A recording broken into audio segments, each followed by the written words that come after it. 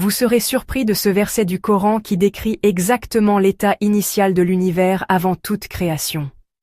Suivez la vidéo seulement. Vous êtes-vous déjà demandé à quoi ressemblait l'univers avant qu'il n'y ait d'étoiles, de planètes, ou même de galaxies? Faisons un voyage dans le temps, très, très loin en arrière, jusqu'aux origines même de toute chose.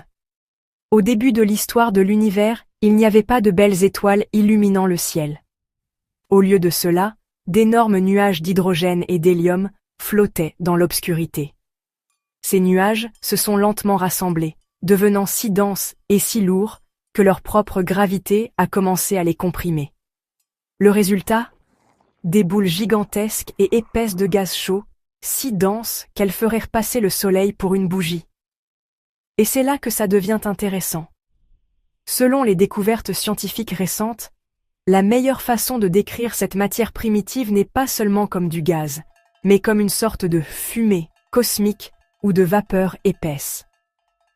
L'univers était en fait rempli d'un nuage opaque, chaud et enfumé, presque comme un brouillard à travers lequel vous ne pourriez jamais voir. Et devinez quoi? Le Coran a parfaitement décrit cet état précis de l'univers il y a plus de 1400 ans.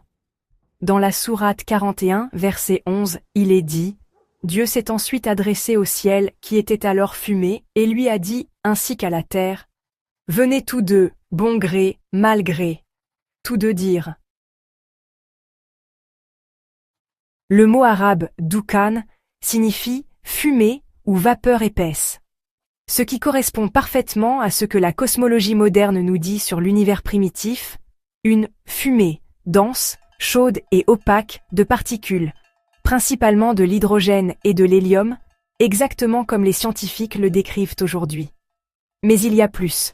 Le verset décrit le ciel et la terre obéissants. Presque comme si l'univers lui-même répondait à des instructions précises.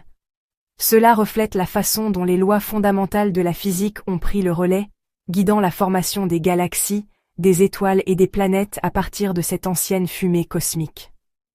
Alors, quand je lis ce verset, je vois un lien puissant entre la science et la foi, montrant comment les mots du Coran et les découvertes modernes peuvent donc faire écho à la même réalité, chacun dans son propre langage. Plutôt incroyable, n'est-ce pas?